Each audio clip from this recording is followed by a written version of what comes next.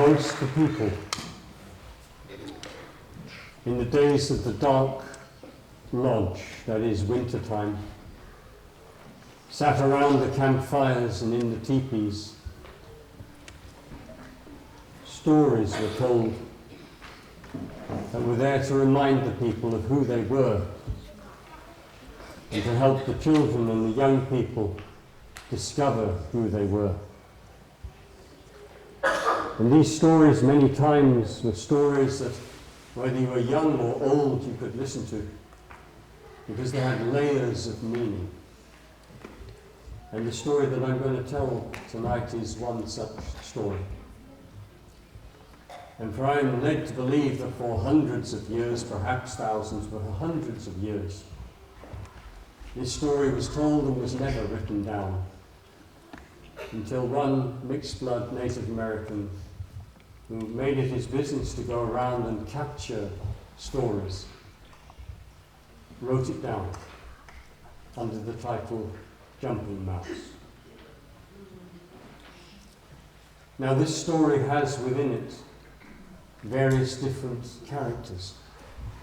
Obviously the central character is Little Mouse, who becomes Jumping Mouse. But there is also Buffalo and Frog and Wolf. And each one of these characters is not plucked arbitrarily placed into the story. They hold an energy, and there would have been, as soon as we'd mentioned Frog or Wolf, it would have meant something to the people. Because they had grown up understanding that all things in creation have their sacred place and have meaning and a teaching. Now we are a little separated from that. But perhaps, as I tell this story, you can activate your own questioning and seek, those of you who would like to do so, the deeper meaning of this story. Because it is in many ways the story of all and each of our own lives. It contains a lot of that, and perhaps in many ways is more relevant now than it ever has been, I think.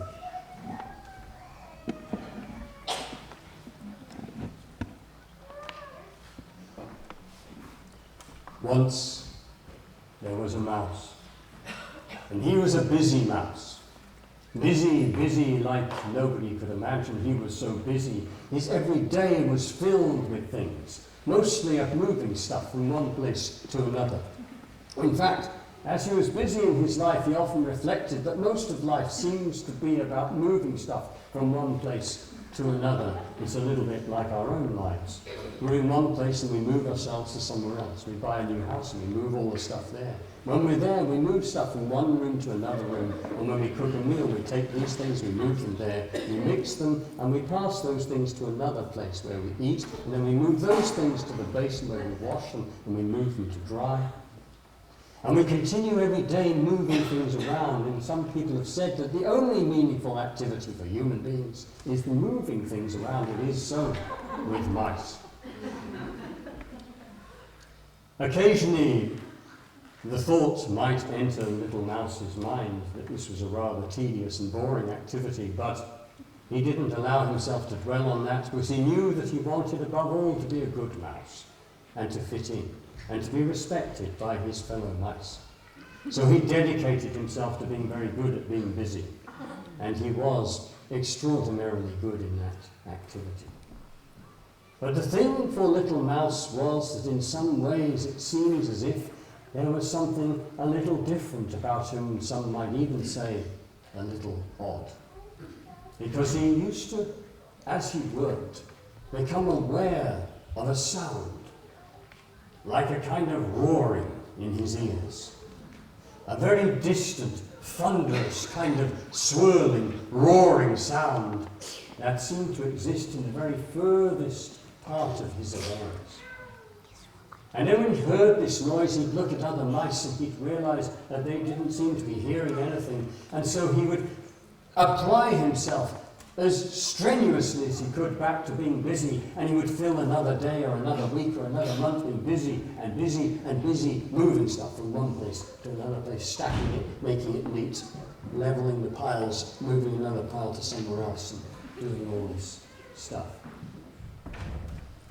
And one day, the roaring that was in his ears became so insistent that he cocked one of his ears and turned to another mouse and said, "Sister Mouse, Brother Mouse, can you hear that roaring sound?" And the other mouse was a little startled to be interrupted and being busy, because that was not normally the thing to do. But the other mouse listened and went briefly like this and said, "No," and went back to work. And little mouse thought, "Oh, it must have just been, I must forget this thing." And he carried on working, but the thunderous roar continued. And eventually, at a certain point, he went to another mouse and said, "Sister Mouse, Brother Mouse, can you hear this roaring sound? I have this roaring sound in my ears." And the other mouse looked at him and backed away a little bit. He said, "Really? That sounds strange. No, I hear nothing," and turned his back on Little Mouse. Now this went on for some months. And eventually Little Mouse, realizing that nobody else seemed to be able to hear the sound, this roaring, made an extremely courageous decision. That he would walk beyond the boundaries of his village and step towards that sound. That he would turn his back on his community and follow the drumbeat that was that roaring sound and see where it led. You can imagine the fear of walking alone when all your life you have just wished to belong, to be brother, sister with your own people, to feel welcomed and held within the circle of your own people. Little Mouse walked away from his people, following this roaring sound. And when he got to the edge of the village and was walking through the forest and filled with fear and not knowing which way to go, and everywhere around him things with which he was unfamiliar, and flooded with the sense of impending catastrophe, raising one foot and about to take the next, a voice behind him said, "Hello, little brother. What are you doing so far away from your people?" And Little Mouse span round, and there was a raccoon. "Sister Raccoon, you gave me such a shock." He said, I'm following this roaring sound, and I have a sense that it's some way over there, and I've no idea what it is, but I don't really know which way to go." And the raccoon said, "Little brother, you need a guide. I will take you towards that sound. For the sound that you hear is the sound of a river." And Little Mouse said, "A river? What is a river? I've never seen a river." And Raccoon said, "A river is a thing of extraordinary power and beauty. I will show you the river. Follow me." And they took all the secret paths, all the ways by which the raccoon knew and the Little Mouse knew nothing. And Little Mouse followed behind the raccoon, and they walked through all kinds of different obstacles and ways, and eventually, parting the edge of the forest and moving the grasses aside, they came to the bank of the river. And Little Mouse's eyes just went, "Wow, she is big. She is a powerful, powerful being. I have never seen something as huge and powerful as this river." And Raccoon said, "I will take you to the keeper of the river. Come with me." And he led Little Mouse along the river bank, and there was a lily pad on the edge of the river. and sat on the lily pad was a frog. And Raccoon said, "Frog, let me introduce you to Little Mouse. Little Mouse, this is Frog. Frog understands about the river. I must leave you now, for I have others to guide to the river." And the raccoon left. And the frog said, "So, Little Mouse, you have come to the river. Do you want some medicine power?" And the mouse was suddenly, it's as if Frog had suddenly become rather bigger, and was a little bit frightened of Frog, and he stepped back and he said, I'm just a mouse." And Frog said, "Little Mouse, I ask you again, do you want some medicine power, some spiritual power?" And Little Mouse said, "Yes. From the very depths of my being, I want that." And Frog said, "Then, crouch down.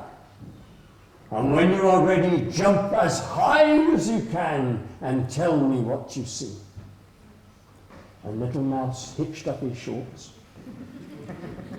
bent down, and he'd been doing some exercises, so his legs were feeling pretty powerful and muscly and strong.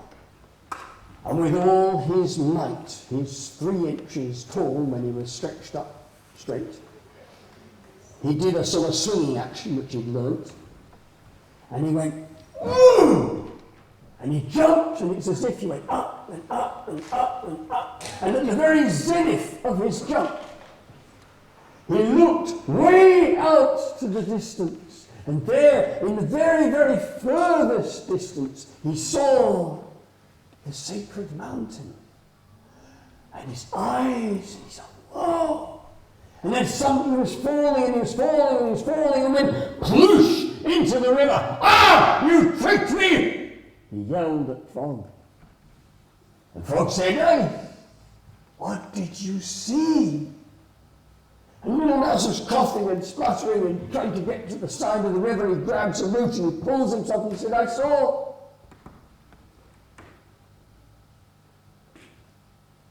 the sacred mountain." And Frog said, "Hey, then you have a new name. You are Jumping Mouse. And now you have to make a choice, whether you go on a journey or not." And Little Mouse said, "Oh God, it's so exciting." He said, "It's the most extraordinary thing. Nobody back in the village knows that the sacred mountain exists. I must go back to my people and tell them about what I have discovered." And Frog says, "You must do whatever you must do. Good fortune to you." And Little Mouse again undertook the very challenging journey, but this time he dared do it without a guide, and he went back to his people. And he rushed in through the compound outside the little mouse village, and he rushed into the village, and he jumped onto a little log that was there, and he shouted, everybody, come. I have seen an extraordinary thing." They all gathered round, they're all looking at him a bit like this. "I have seen a most amazing thing.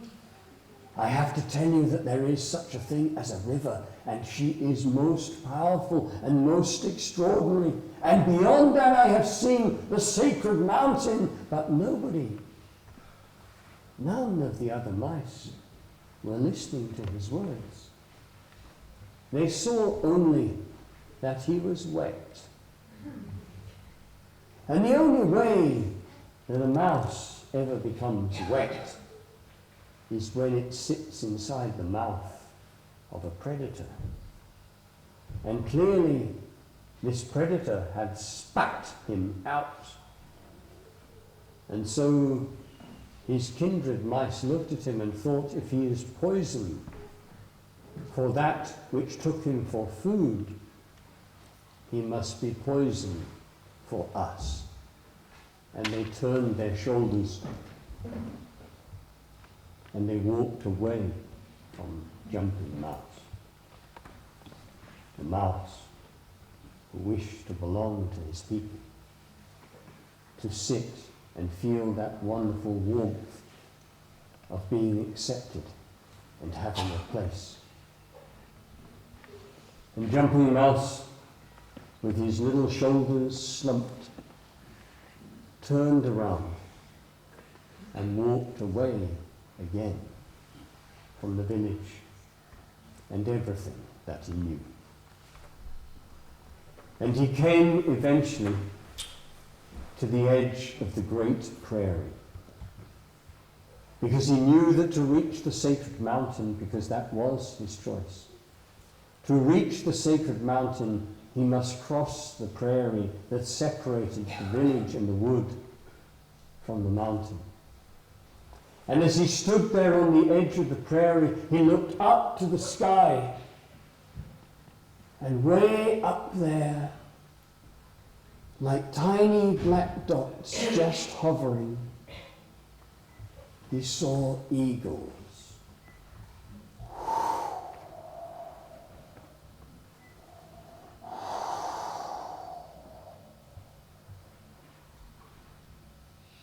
And he knew that mice for eagles are food, and that the eagles waited there for something foolish enough to cross the prairie, when they would fold their wings, dip and stoop.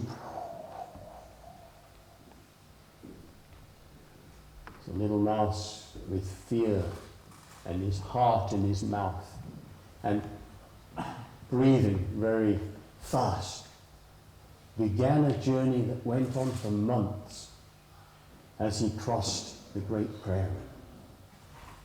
And after some weeks, he arrived exhausted and having lost a certain amount of weight.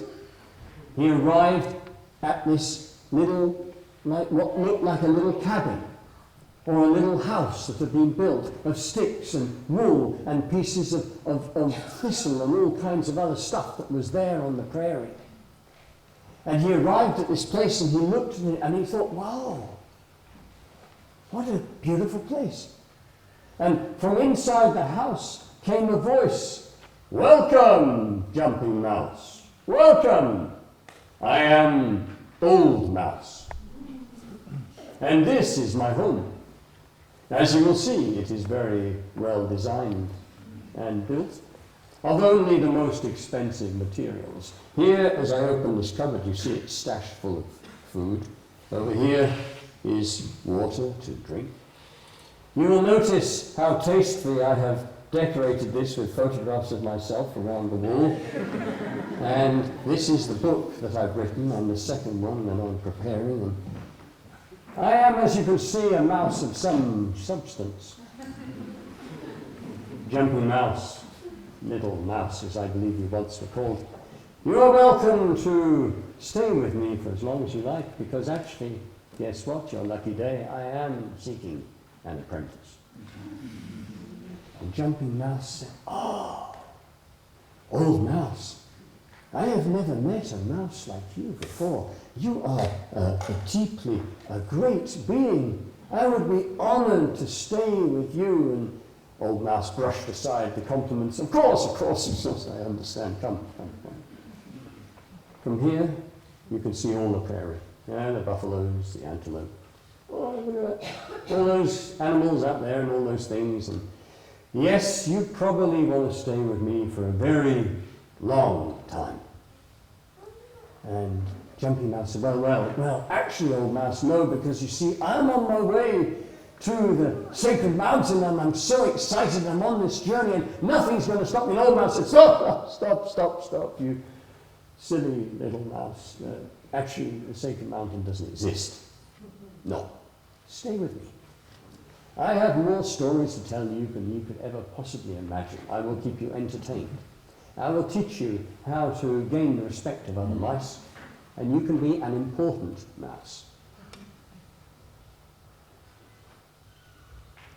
The following morning, when Jumping Mouse woke, he had that horrible, sickening feeling in his stomach.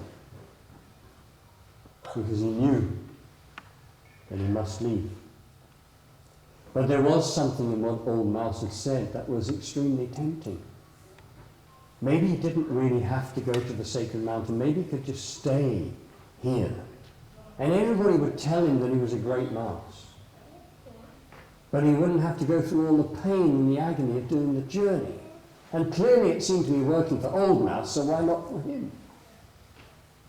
But even though those voices spoke loudly in his mind, eventually Little Mouse woke up and got up before Old Mouse had woken, opened the door and slipped out onto the prairie and continued his walk to the sacred mountain. And Old Mouse woke up and he ran to the gate and he said, Jumping Mouse, don't be stupid! I have everything! I'll share it with you! Don't go! Jumping Mouse was already on his way. And weeks followed, and more weeks followed.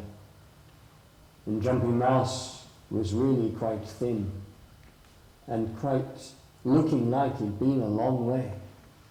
And there were marks on his cheeks where he had wept, and his feet were sore, and there was a bandage round one of his toes. He walked a long way. And eventually he came across a great kind of heaving, breathing, woolly lump. And it was so huge to him. And he walked around, he was pushing it with his little hands, and he reckoned that it was alive and some kind of animal, and eventually found its way round to its head, and he realized that it was what he'd been told was a buffalo, a bison. And he looked at this great being's head. Can you imagine this mouse and this huge head? And he looked at this great head and he peered at it. And the buffalo was breathing like this. Little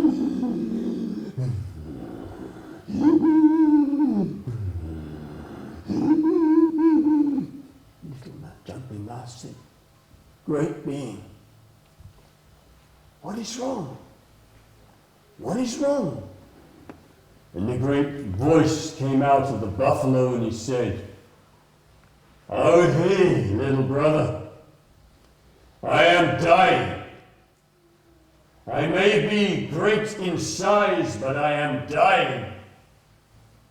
And the medicines have told me that only one thing can heal me, and that is the eye of a little mouse. But I have never met a mouse and know not whether such a thing even exists.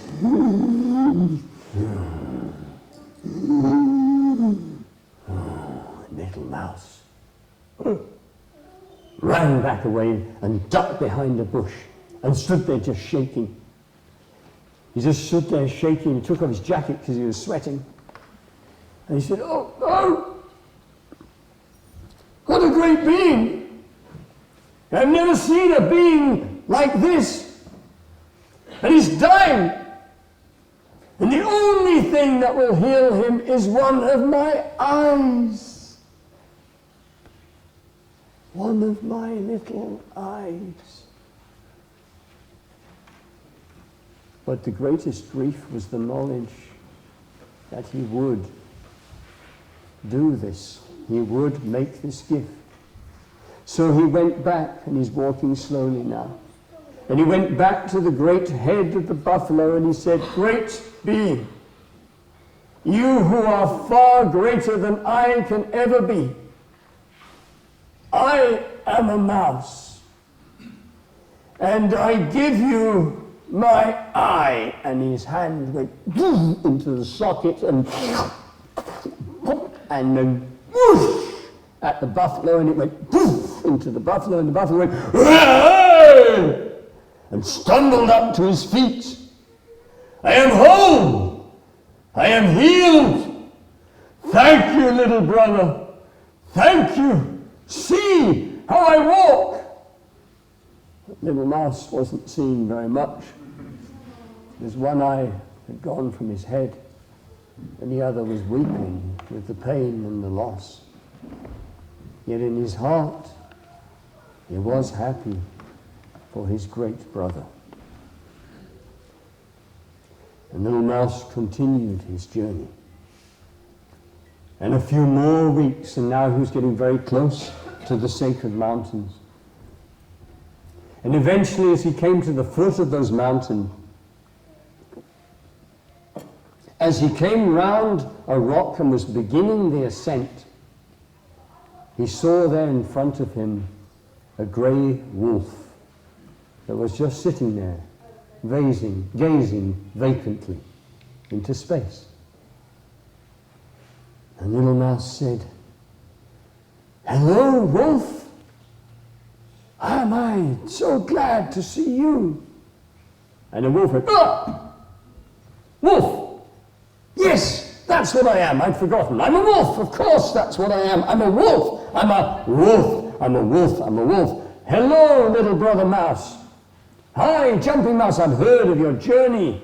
I've heard of your journey." And Jumping Mouse said, "Oh, great." He said, "Can you guide me back up to the mountains?" But the wolf was already now just staring vacantly into space.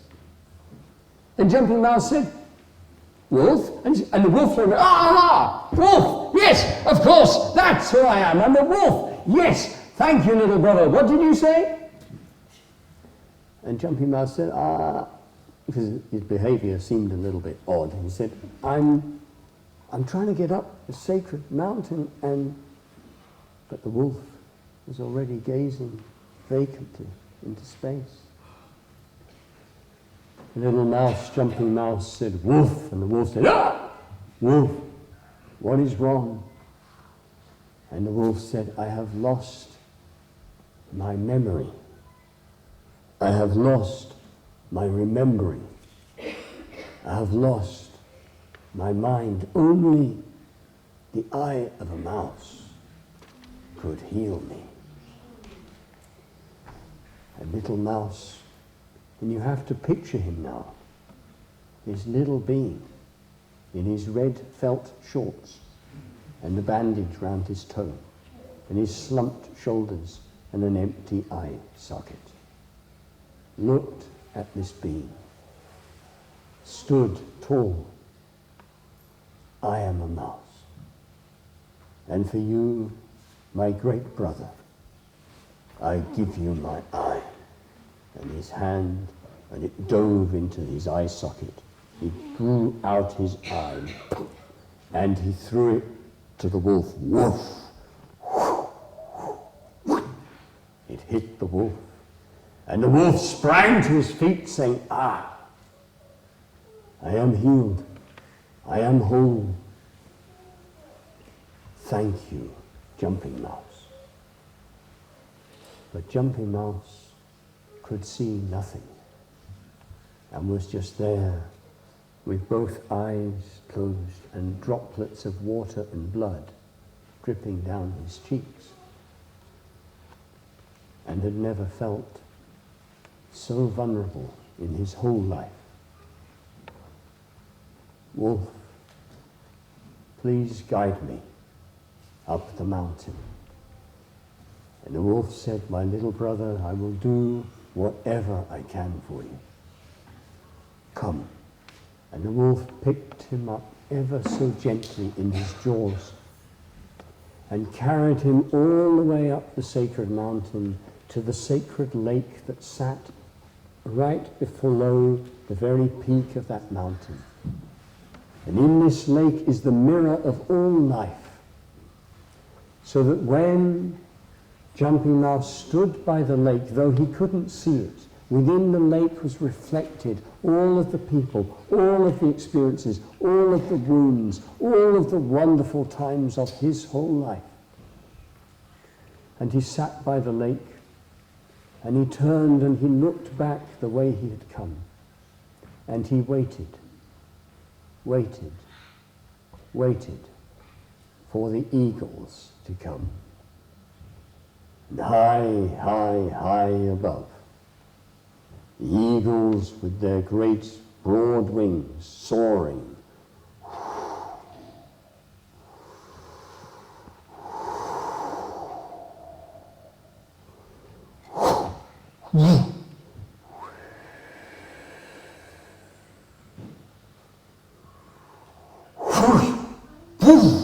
bang! And for Jumping Mouse, everything went dark.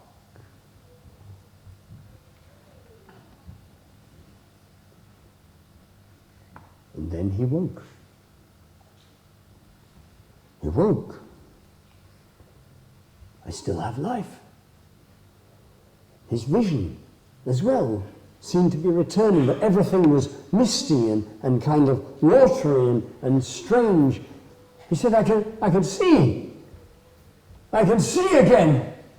And a voice spoke out of the darkness around him, Jumping Mouse, crouch down, jump as high as you can. Do you want medicine power? Yes, yes, I want medicine power. Then jump as high as you can and catch the wind. And Jumping Mouse bent down and he jumped and he reached for the sky and he pulled it down and he went up and he went up and he went up. And all the time he went up, it's as if his eyes slowly were demisting, and as he went higher and higher and higher, his eyesight became more and more powerful, more and brighter than he had ever known it, until way, way down there, he saw the frog by the river. And the frog called up, Jumping Mouse! Jumping Mouse! You are eagle!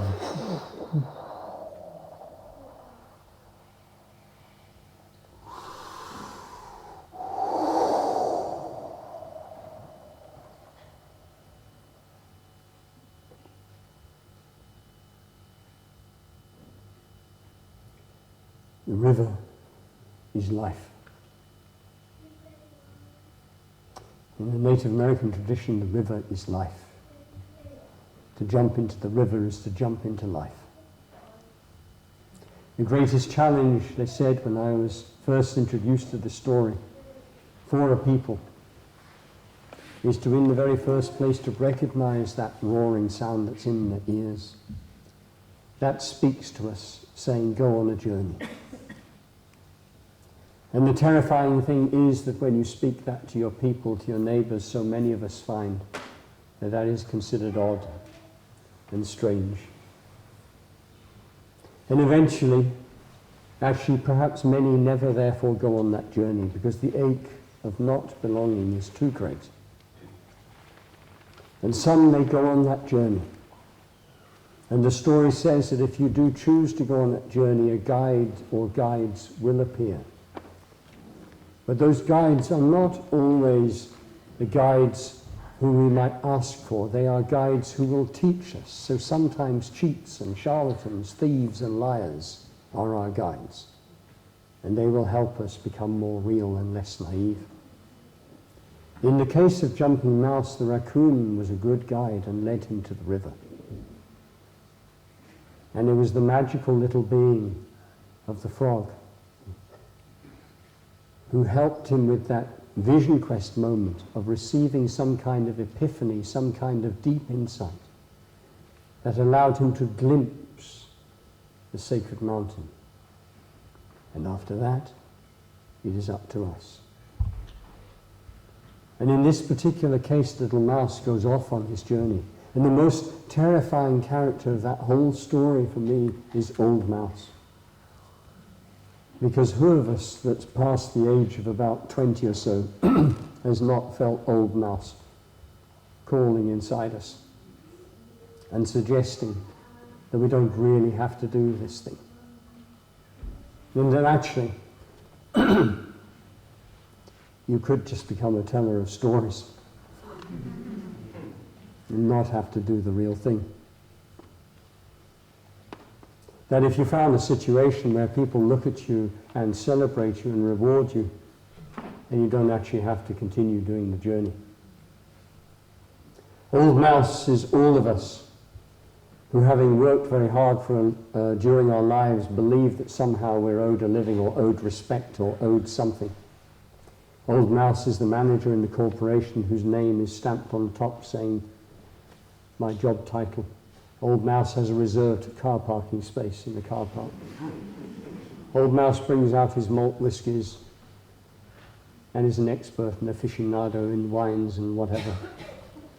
Old Wife exists in every... Old Mouse exists in Old Wife.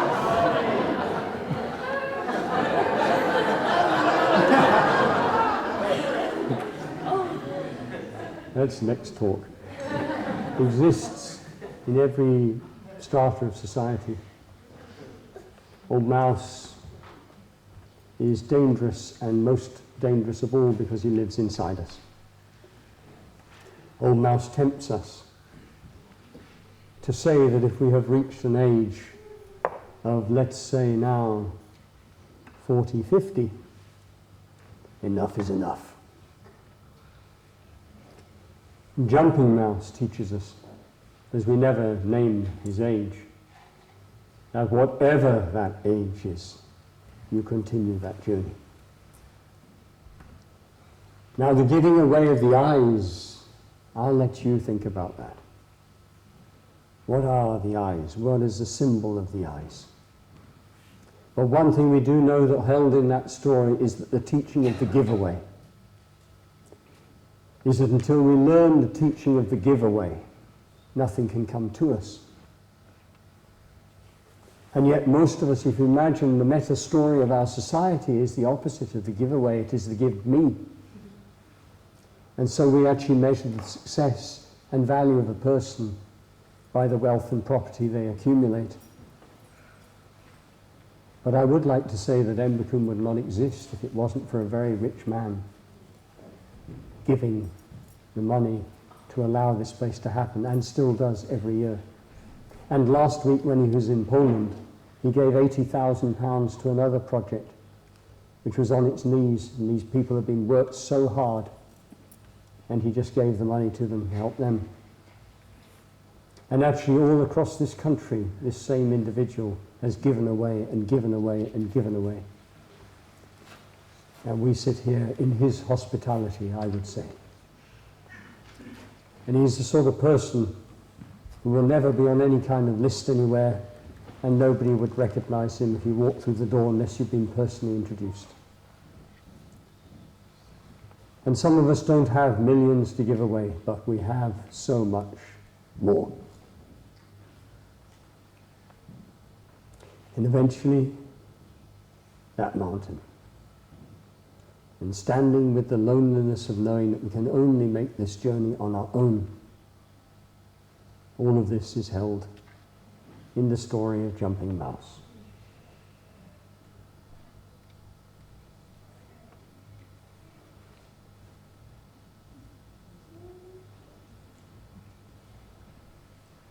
I'm staring at lots of jumping mouses.